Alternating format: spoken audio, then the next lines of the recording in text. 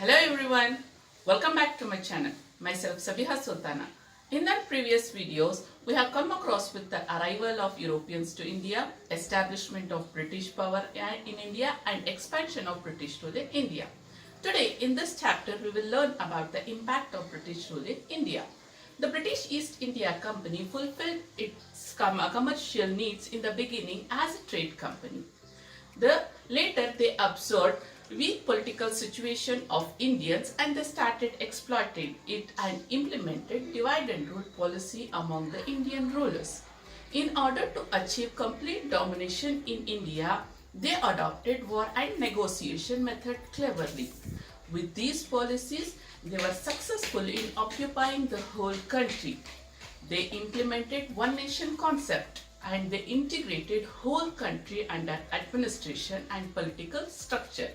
They made various laws under education, judiciary, law, taxes, agriculture, trade, and they implemented it. They brought new structure in India. Also along with this, they also protected their financial interests too. So, without wasting much time, let's learn more about the every laws and administrative policies of British in India. So let's get started. Chapter 3 Impact of British Rule in India. The British East India Company implemented various administrative experiments in order to achieve a new order in India.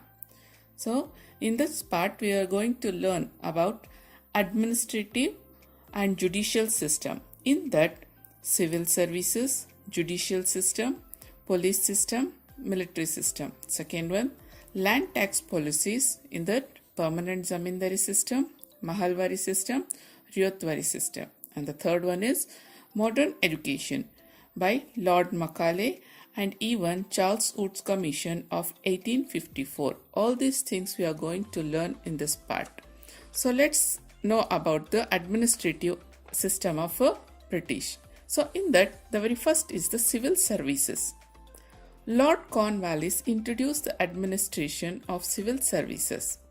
The system of appointing employees for the purpose of trade was done by the East India Company from the beginning.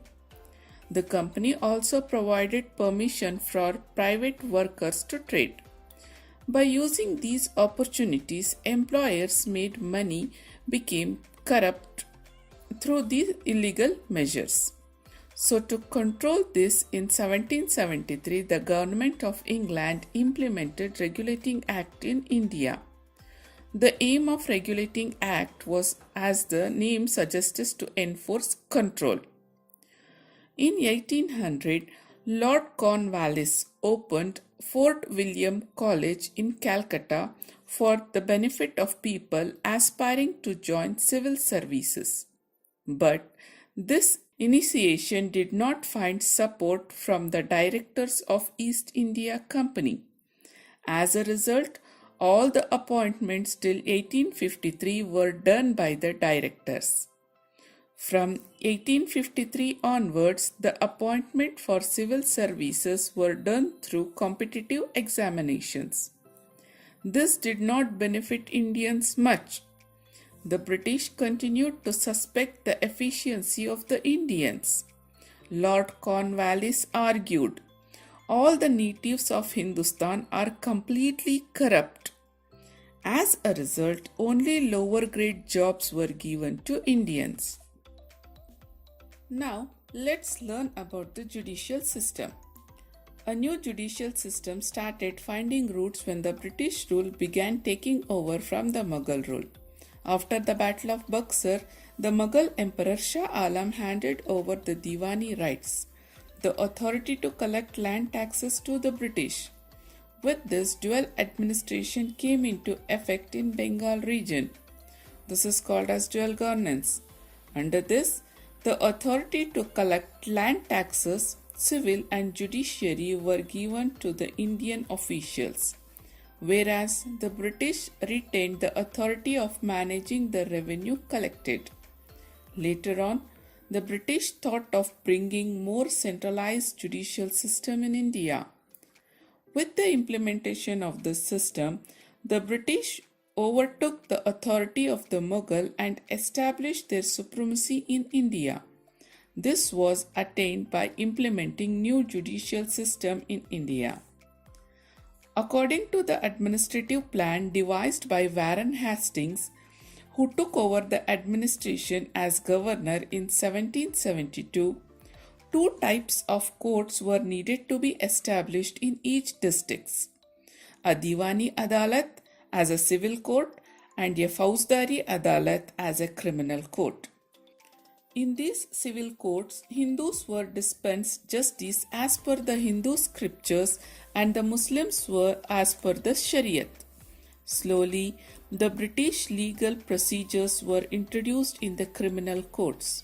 Civil courts came under the administration of European officers, though the criminal courts were under the control of qazis. They were functioning under the supervision of European officers. Now, let's know about the police system. The police are in charge of maintaining the internal law and order situation. Lord Cornwallis implemented the efficient police system in India for the first time. He created the new post of Superintendent of Police, that is SP. He divided a district into many stations and put every station under a kotwal. Similarly, he put every village under the care of Chowkidar. Kotwal was made accountable for theft, crimes and other law violation at village level. The severe drought of 1770 led to the weakened law and order situation. Hence, the entire police system was brought under the control of British officers. The system of appointing British magistrates started in 1781. The police officers were under the power of the magistrates. The police system underwent continuous changes. In 1861, the police law was implemented. This law is the base of good law and order situation. But Indians were not appointed for the post of officers. In 1902, the Police Commission law allowed the appointment of suitable educational qualification for the post of the police officers. In spite of all these measures, the discrimination against the Indians did not end. Now let's know about military system. The military was the base of administration during the British rule. The British appointed the Indians for the military and took the entire India under their control with the help of the military. They protected their supremacy by addressing the challenges posed by outside as well as inside forces with the help of the military. The officers were again the Britishers. The Indians could reach the rank of Subedar, the highest post available to them. Most of the Indians were coolie soldiers. The British government accepted the recommendation of Peel in 1857. Based on these recommendations, the military system was redesigned. So, this was all about the administrative and the judicial system of the Britishers. Now, let's know about land tax policies. The East India Company had to pay 4 lakh pounds to the British government for its control over Bengal provinces. In order to fulfill this commitment, the company had to stabilize its financial interests in a secure manner. The very first among them is permanent zamindari system. So basically, this system was first started by the Mughals in India. They were fixing the taxes based on the fertility and the production of the land. But later the Britishers continued the same system with certain changes which were beneficial to them. They fixed the same rate of taxes to all. Lord Cornwallis implemented this tax policy in Bengal and Bihar region during 1793 in order to generate steady revenue per annum. Under this system, zamindar became the landowners.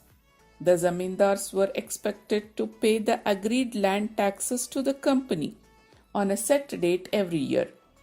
He was free to collect any amount of land taxes from the farmers and could retain the excess money collected. This benefits the zamindar more.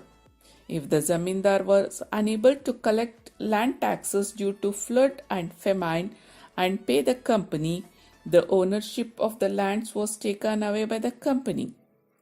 Both the zamindars and the company was benefited by this system, but the farmers were the grave sufferers. This system created a new social group that aided the British. The farmers, the farming laborers, suffered due to irregular working opportunities in the farming lands. They were exploited and had to lead a life of insecurity. This system was extended to Bihar, Odisha, Andhra Pradesh, and Varanasi region later. According to Charles Metcalfe, the Indian farmers were born in debt, lived in debt, and died in debt due to the land tax policy of the Britishers. Now, let's know about the another taxation system, that is Mahalwari system. Mahal means taluk. The company government entered an agreement at the level of mahals with regards to payment of land taxes in Uttar Pradesh, in many parts of Madhya Pradesh, Punjab and Delhi. R.M. Bird and James Thomson implemented this system. There were differences in the implementation of the system from region to region. The big and small zamindars were part of the system, since the company officials fixed more land taxes than the expected production from the fields. Many zamindars had to lose their ownership of the lands. The marginal farmers and agricultural laborers who were dependent on these zamindars also suffered due to this. So this system was also not beneficial to the farmers. So let's see about the Ryotwari system.